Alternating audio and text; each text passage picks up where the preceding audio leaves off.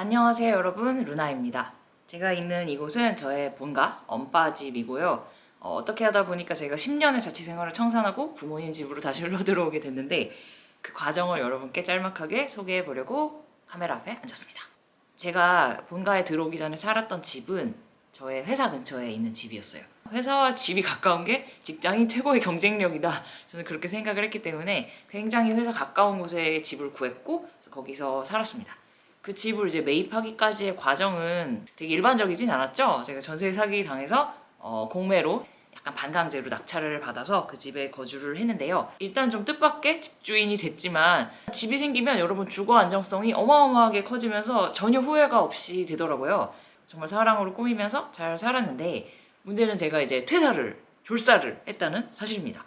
회사 생활을 충분히 할 만큼 했다고 생각해서 졸업한다라는 의미로 졸사 선언을 하고 회사를 이제 2019년에 제가 나왔는데 퇴사를 하고도 회사 인근에 3년을 더 살았던 거예요. 익숙한 동네이기도 하고 제가 좀 변화를 싫어하는 편이어가지고 그리고 이제 처음 생긴 집이다 보니까 애착이 너무 강해가지고 3년을 잘 살았는데 3년을 살고 나서 불현듯 올해 초 2022년 봄쯤에 약간 좀 지겹다라는 생각이 들었어요. 제가 온리 회사랑 가깝다는 이유로 택하는 동네였기 때문에 애초에 제가 이 동네를 너무 사랑해서 그런 것도 아니었고 저의 생활 번역과도 사실 좀 멀었고 제일 큰 문제는 제가 주로 만나는 친구들이랑 너무 멀리 떨어지게 된 거예요. 친구들은 주로 뭐 마포구, 뭐 연희동, 망원동 위쪽에 많이 종로구 이쪽에 많은데 저만 혼자 섬처럼 떨어져서 살고 있다 보니까 아쉬운 마음이 들었습니다.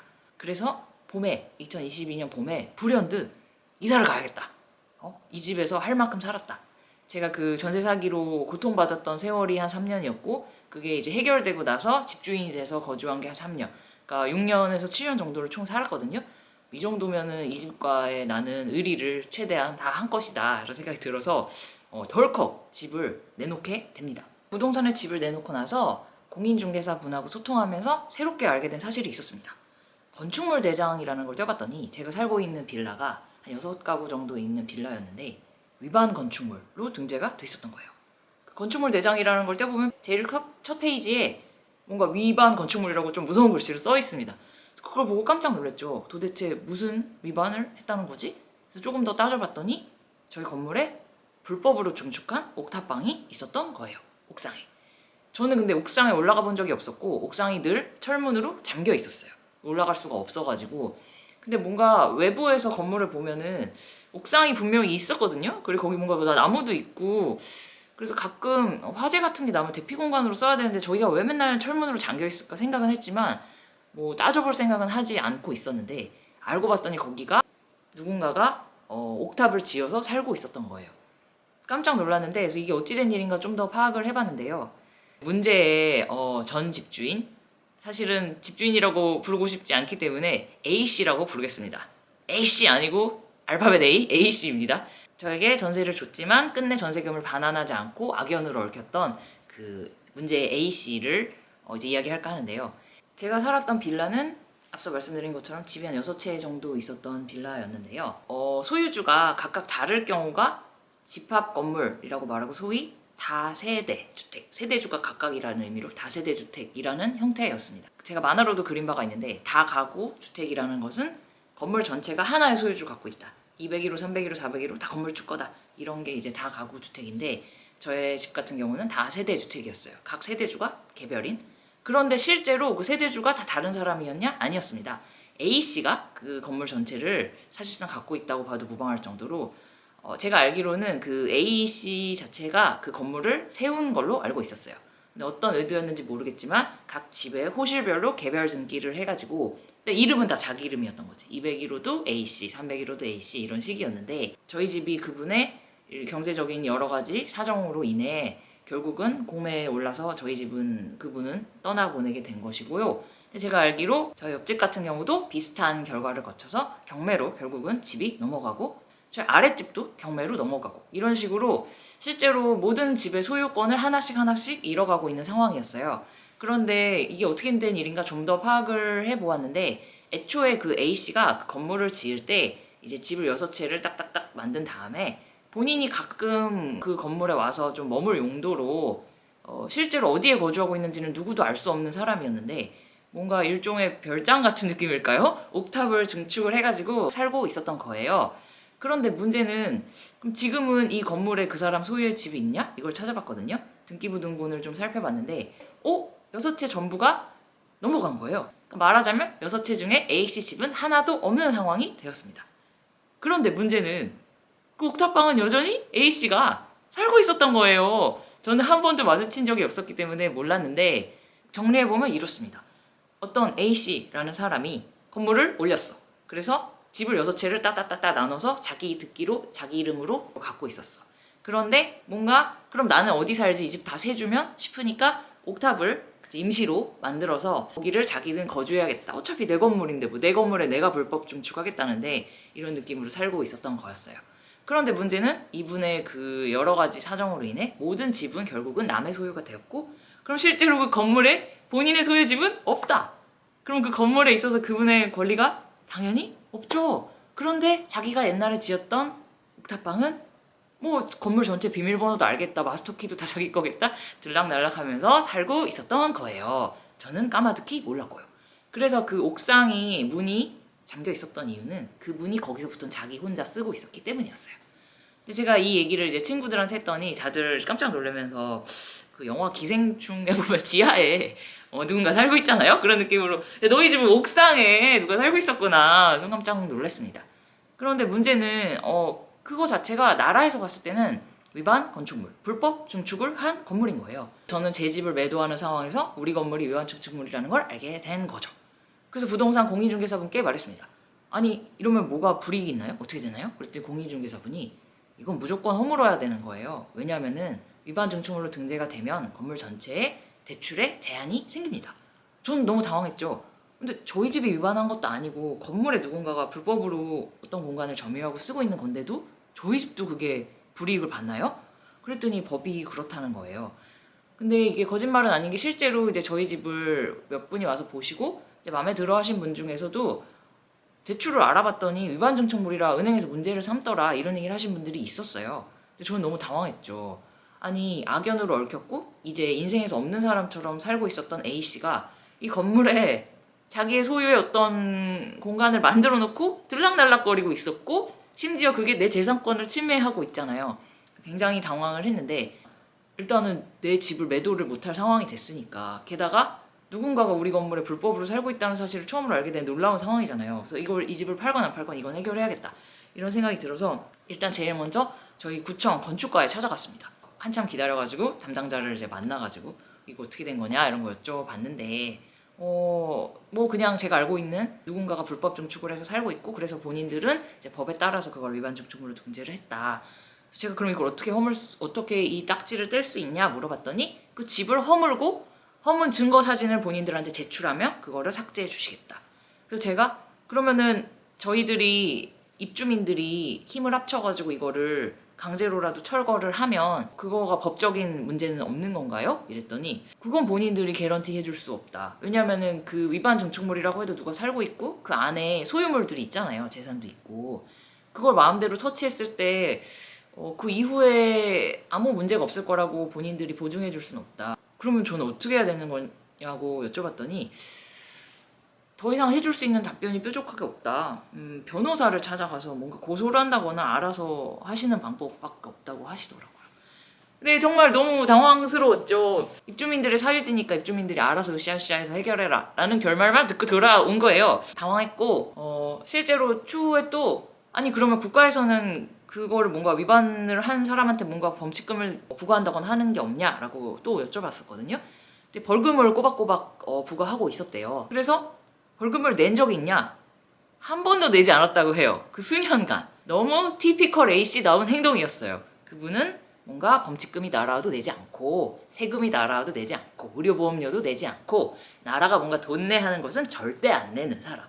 불법 증축물 따위에 날아온 벌금 따위 쿨하게 몇 년 동안 안 내고 있었던 거예요. 저는 그러면 뭔가 우리 건물에 사는 사람들에게 의견이라도 모아야겠다 싶어가지고 여러분 저는 MBTI I로 시작하는 굉장한 내향인인데 갑자기 홍반장 모드가 돼가지고 근데 저희 건물에 독특했던 점은 여러분 6채가 다 이렇게 저처럼 특수한 사연으로 들어온 사람들이었던 거예요. 경매, 공매 뭐 이런 식으로 그러다 보니까 나만 좀 이 건물에서 좀 특이한 사람이라고 생각을 다들 하고 있었던 것 같아요. 일반적인 어떤 살림 사는 건물에 들어온 게 아니라. 그러다 보니까 서로 교류를 전혀 하지 않았어요. 옆집에 누가 사는지도 잘 몰랐고, 사실 희한하게도 마주치는 일도 별로 없었고, 그래서 6가구가 소통해 본 적이 없었던 거예요. 근데 제가 뭔가 이 일은 누군가가 촉대 메고 해결해야겠다. 그 총대가 이제 내 등에 갑자기 짊어진 거지. 101호부터 똑똑똑 두드리고 다니면서 실례합니다. 저 윗집 사는 아무개입니다. 이러면서 돌아다니기 시작했어요. 왜냐하면 연락처니 뭐니 알 방법이 하나도 없었기 때문에. 그래서 6가구를 다 돌아다니면서 똑같은 얘기를 하게 됐죠. 위반 건축물로 등재됐는데 알고 계셨나요? 그랬더니 모두가 전혀 몰랐다. 그럼 무슨 일이 생기나요? 그랬더니 제가 이제 겪은 일을 얘기를 해줬죠.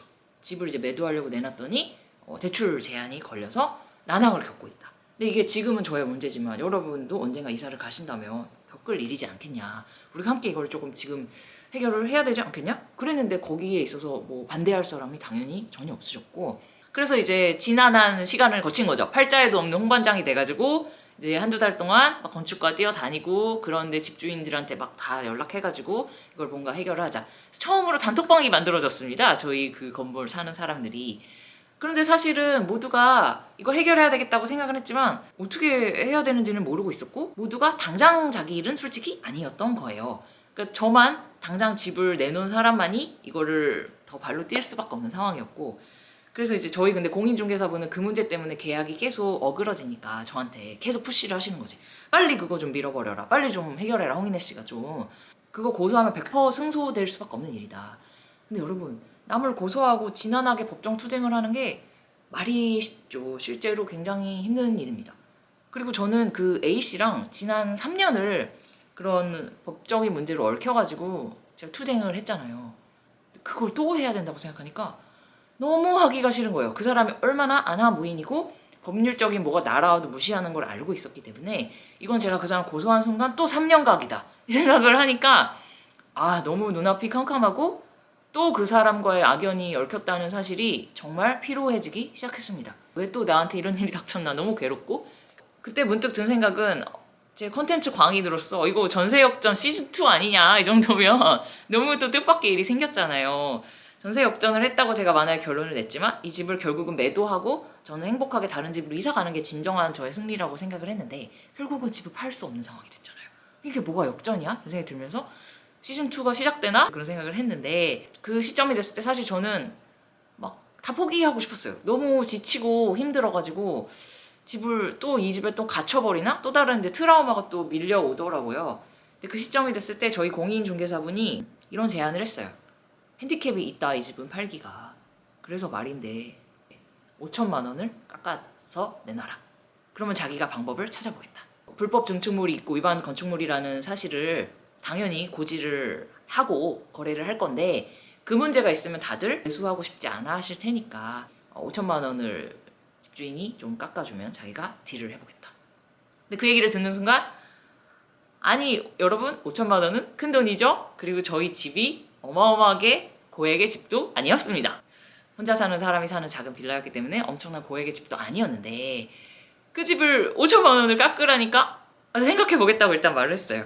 근데 또 너무나 큰 분노가 떠밀려왔죠. 제가 그 집에 살면서 그 정신적인 피해를 입은 거는 정말 값으로 환산할 수 없는 금액이었고, 전세역전 만화를 보시면 아시겠지만 끝끝내 그 집주인의 모든 세금을 제가 떠안았기 때문에 마지막에 2천만 원의 추가 저의 손해도 있었고, 그런데 이 상황에 또 나보고 너의 재산권에 5천만 원을 포기해야 된다고 하니까, 근데 저에게는 이제 2가지 방법이었던 거예요. 5천만 원 포기할래? 아니면은 또 지난한 법적인 투쟁을 할래? 여러분이라면 어떻게 하셨겠어요? 저는 너무나 끙끙 앓으면서 고민을 했습니다. 당시 저는 문제의 집주인 A씨랑은 당연히 연락하고 사는 사이는 아니었어요. 그분은 저 연락을 피한 지가 굉장히 오랜 세월이 지났고, 근데 입항국이 됐는데 전화라도 해봐야겠다 싶어가지고 진짜 오랜만에 연락을 했거든요. 당연히 제 전화를 안 받을 줄 알았는데, 제 생각에 이제 그 저랑 비슷하게 법적으로 얽혀서 싸우고 있는 사람이 너무 많아서 그런지 헷갈렸던 것 같아요. 전화를 받더라고요. 전화 받네. 깜짝 놀랐는데, 그래서 우다다다 얘기했죠. 저희 건물에 위반 건축물을 갖고 계시던데 불법 증축한 옥탑방 그거 문제가 되고 있다 라고 얘기를 했더니, 아니 내 소유의 내 건물에 내가 지은 거 가지고 네가 뭔 상관이냐 이렇게 얘기를 하시더라고요. 그래서 내 소유라니요. 지금 6가구가 본인의 소유가 하나도 없는데 그랬더니 내가 지었기 때문에 자기의 권리가 있다는 얘기를 하는 거예요. 벌금도 안 내고 계시지 않냐? 그랬더니 낼 거다. 낼 거다. 이렇게 말을 하시더라고요. 근데 그거는 그분의 진짜 맨날 하는 말이었어요. 예전에 그 제가 세금 문제로 공매로 넘어갔을 때도 세금이 매일매일 눈덩이처럼 가산금이부터 늘어나고 있는데 왜 안 내시냐? 그러면 맨날 낼 거다. 낼 거다. 너 돈 있냐? 돈 좀 줘봐라. 이런 얘기를 했죠. 근데 이번에도 낼 거다. 이런 주장을 하면서 절대 허물 수 없다. 라고 말을 하시더라고요. 그래서 제가 그거는 말도 안 되는 얘기다. 저는 저희 빌라 사람 모두의 의견을 취합해서 대표로 얘기하는 것이고 우리 모두 우리의 재산권을 지키기 위해 행동할 거다. 이거 나만의 의견이 아니다. 이런 얘기를 했더니 저한테 쓸데없는 여론 조성하고 뻘뻘거리고 돌아다니지 말고 가만히 있으라고 말을 하더라고요. 그건 이제 약간 가만있어 약간 이런 느낌으로 얘기를 하시길래 그래서 일단 그 전화를 끊고 생각을 했죠. 이분이랑 이렇게 소통해서 이거를 해결할 수 있는 여지는 없다. 결국은 나에게 선택할 수 있는 방법은 진짜 2가지밖에 없다. 그 지난한 법정 투쟁을 또 시작하느냐, 이 말도 안 통하는 사람과 또 하나는 내가 재산을 어느 정도 손해를 보느냐. 근데 당시에 저희 집을 보시고 굉장히 마음에 들어 하신 가족이 있었어요. 제가 약간 집을 내놨을 때 마음이, 여러분 이런 비유가 좀 웃긴데, 귀하게 키운 누구를 약간 입양 보내는 기분? 그런 기분이 드는 거예요. 그래서 매일매일 진짜 꽃단장 해가지고 소개하고 막 이랬거든요. 인터넷에 막 집 빨리 파는 법 이런 거 검색해봤더니 집에 막 은은한 커피 향이 감돌게 해라 뭐 이런 얘기가 있더라고요. 근데 여러분 저는 카페인 민감증이 있어서 커피를 못 마시거든요. 근데도 맨날 막 드립커피 내리고 있었어. 커피 먹지도 못하면서. 그리고 막 인터넷에 집들이 영상 이런 거 보니까 TV에 그 에센셜이라는 예쁜 화면을 그렇게들 많이 띄워놓으시더라고요. 검색해봤더니 무슨 음악 플레이리스트 그런 채널인데 저도 그거를 막 흉내내가지고 집에 예쁜 막 꽃그림 그리고 막 재즈한 음악 막 흘러나오게 하고 막 창문 활짝 열어가지고 막 빛 빵빵 들어오게 하고 그렇게 우리 집 예쁘게 보이려고 각고의 노력을 한 끝에 저희 집을 정말 마음에 들어 하신 분이 있었던 거예요. 근데 역시 그분한테도 위반 건축물 딱지는 핸디캡이었던 거죠. 대출 문제도 있고 그걸 어떻게 사력을 다 해결한다고 해도 아무튼 마음에 걸리는 일이잖아요. 그래서 부동산은 저에게 이제 최후의 이런 제안을 합니다. 깎아주지 않으면은 매도 못한다. 가격 조정은 할 수밖에 없다. 그래서 저는 또 며칠간 햄릿에 고민을 한 끝에 알겠습니다. 제가 그러면은 N천만 원을 깎겠습니다. 그렇게 얘기를 해가지고 결론적으로 말씀드리면은 저는 N천만 원을 집값을 내려서 집을 팔게 되었습니다. 너무 좋은 분들과 잘 거래를 해가지고 그 후의 과정은 굉장히 순조로웠어요. 근데 여러분 사태가 이렇게 흘러가고 나니까 전 아까 이거 전세역전 뭐 외전? 뭐 이렇게 생각했다 그랬잖아요. 근데 결말이 하나도 정의가 승리하지 못했다라는 생각이 들었어요. 불법으로 누군가가 거주하고 있는 옥탑방은 허물지 못했잖아요, 제가. 그리고 저는 제 재산권을 일정 부분 손해를 보고 결국은 마음의 짐을 벗는 일을 택했고 물론 그 일에 있어서 후회는 하지 않습니다. 저는 그 문제 A씨랑 정말 지긋지긋해가지고 조금도 얽히고 싶지 않다는 생각을 했어요. 마지막에는 차라리 내가 돈을 손해보는 게 낫지 저 인간이랑 내 인생에 더 얽히고 있는 일은 정말 없어야겠다라는 생각을 했습니다. 저는 N천만 원을 제가 죽을 힘을 다해 맨날 밤을 새야겠지 열심히 일을 해서 벌 수는 있어. 벌 수 있지만 이 사람과 또 엮여서 법정인 투쟁은 못하겠다. 결과적으로 저는 그 집에서 이제 손을 털고 나오게 됐지만 그 건물에는 여전히 그 재산권을 위협받은 다른 이제 집주인 분들이 계시잖아요. 그래서 저는 마지막에 그 집을 나올 때 그 여러분들한테 저는 결과적으로는 이사를 가게 됐다. 하지만 여러분 제가 지금까지 파악해 본 바에 따르면 건축과에 갔더니 이러이러한 얘기를 들었고 제가 실제로 그 불법 증축한 옥탑을 허물려면은 어떤 업체를 수배해서 얼마 정도의 견적이 필요하다까지도 다 알아봤었거든요. 그런 대략적인 금액적인 얘기도 해드렸고 법적으로는 뭐 명도 소송이라든지 이러저러한 방법이 있다더라. 그러니까 지금까지 파악하고 공부한 모든 것들을 다 얘기를 해드리고 홍반장 나가겠습니다 하면서 이 단톡방에서 멀어지면서 저는 그 집과의 인연을 청산하게 되었습니다. 그 난리통을 겪는 와중에 당연히 다른 집을 보러 갈 엄두는 내지 못했죠. 언제 팔릴지 이게 어떻게 해결될지 하세월이라고 생각을 했기 때문이에요. 그런데 생각보다 그 후반부는 너무 급물살을 타게 되었어요. 저희 집을 이제 사신 분들이 2달 후에 입주를 하고 싶다라고 말씀을 하셨고 저는 이제 2달 후에 이 집을 비워줘야 되는 상황이 된 거죠. 저는 이렇게 울며 겨자 먹기로 떠하는 집에서도 6, 7년을 살았잖아요. 잘 안 움직이는 사람입니다. 근데 더군다나 이번에 혼신의 힘을 다해서 사랑하는 어떤 공간을 제가 제 손으로 마련을 하게 되면 제가 볼 때 한 10년 각이에요. 아마 고2까지 살지도 몰라요. 근데 그런 집을 구하는데 2달 갖고 될까? 이런 생각이 들었습니다. 그리고 더 큰 문제는 제가 그런 부동산 이슈 때문에 너무 탈진해 있었던 거예요. 너무너무 힘들어가지고 집을 딱 팔고 난 순간 더 이상 의욕이 생기지 않았어요. 근데 여러분 어떤 동네가 나한테 느낌이 오는 동네인지 그걸 뭐 임장 다닌다고 하나요? 그렇게 집을 보러 다니면서 마음에 차는 집을 찾는 과정은 즐거운 일이어야 되는 거잖아요. 되게 설레고 행복한 일이어야 되는데 너무 스트레스로 다가오는 거예요. 정신적인 에너지가 다 고갈된 상태였기 때문인 것 같아요. 그리고 저는 그 새로운 집을 구하면은 너무나 저의 신미함과 취향에 맞게 인테리어를 멋있게 하고 싶었어요. 근데 여러분 인테리어도 굉장한 높은 산이죠. 인테리어 한 번 하고 다들 팍삭팍삭 늙는다는 얘기 많이 하시더라고요. 근데 저는 그런 지금 만신창이가 된 심리 상태로 임장을 다닐 수도 없었고 인테리어까지 하는 것은 더더욱 무리였습니다. 그래서 그때 저는 빨리 이 집 구해야 되는데 빨리 내가 10년 20년 살 집 찾아야 되는데 그 집 인테리어 업체도 알아봐야 되는데 이러면서 너무 매일매일 가위를 눌리다가 결국은 이런 결론을 내렸습니다. 미루자. 안 된다. 지금 나는 못한다. 그래서 내린 결론은 부모님 집으로 피신하는 거였습니다. 본가는 제가 떠난 상태 그대로 존재하고 있었고 물론 제가 거주하던 방은 엄마가 훌륭한 창고로 쓰고 계셨지만 그래도 아무튼 창고라도 내가 어디 누울 틈은 있는 거잖아요. 그래서 본가로 다시 비집고 들어가야겠다라는 결론을 내렸고 이제 부모님들의 이제 하회와 같은 은혜 돌아온 탕아 오거라 받아주겠다 들어와 살거라 저는 본가로 들어오게 되었고요. 근데 사실 본가로 들어오는 게 쉬운 결정은 아니었고 영원히 본가에서 머물게 되면 제가 또 퍼져버리거나 뭔가 제가 쌓아왔던 모든 세계 같은 게 무너져버릴지도 모른다는 공포심을 갖게 되어서 부모님께도 나는 임시로 들어가는 거고 몇 달 정도만 거주하다가 다른 삶의 방식을 여러 가지로 도모해 볼 것이다 라고 말씀을 드렸고 오케이 뭐 마음대로 하셔 이렇게 결론이 나서 저는 본가로 들어오게 되었습니다. 그래서 제가 지금 살고 있는 이곳 저희 본가에서 저는 지금 한 2-3달째 거주를 하게 되었고요. 지금까지는 너무 평화롭게 잘 살고 있고 초반에는 사실은 그 번아웃 만신창이 된 심리를 치유하는 시간을 가졌어요. 아무것도 못하겠더라고요. 너무 지쳐가지고 거의 이제 맨날 누워 있었어. 거의 그냥 가구의 일부였던 것 같아요. 정물처럼 놓여 있었다. 그때가 근데 딱 루나파크 다이어리 작업의 황금 시즌이었는데 전 아무것도 할 수 없고 손가락 하나 움직일 수 없이 누워 있어가지고 결국 다이어리도 제작을 못하게 되었죠. 근데 이것도 사실은 전 집주인이 불러일으킨 파장이잖아요. 그 사람이 저를 이렇게 또 지난한 세월을 저를 고통을 줬고 그로 인해 탈진해서 다이어리까지 만들지 못하게 되었는데 그걸 생각하면 불쑥 또 굉장히 화가 납니다. 다이어리 내 소중한 김장 이거 다 멈췄어 이런 생각을 하지만 그래도 이렇게 된 거 받아들이려고 노력을 하고 있고 요즘은 저의 이제 마음을 치유하고 다시 정상적인 상태 일상의 리듬을 되찾는 데 최선을 다했기 때문에 지금은 굉장히 많이 쾌활해졌습니다. 저희 이제 본가살이 하는 과정도 주거 실험이라는 이름을 통해서 여러분들께 소개할 수 있었으면 좋겠고요. 본가살이는 낭만, 이상, 꿈, 로망 이런 것은 없고요. 치열한 삶의 현장입니다.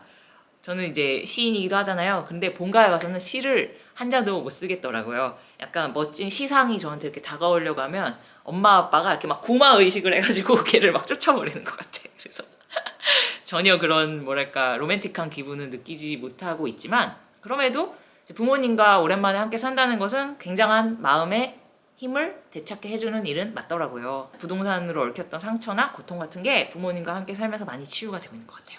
여러분 저의 긴긴 수다 들어주셔서 감사드리고 또 즐거운 이야기로 찾아뵙겠습니다. 여러분 안녕.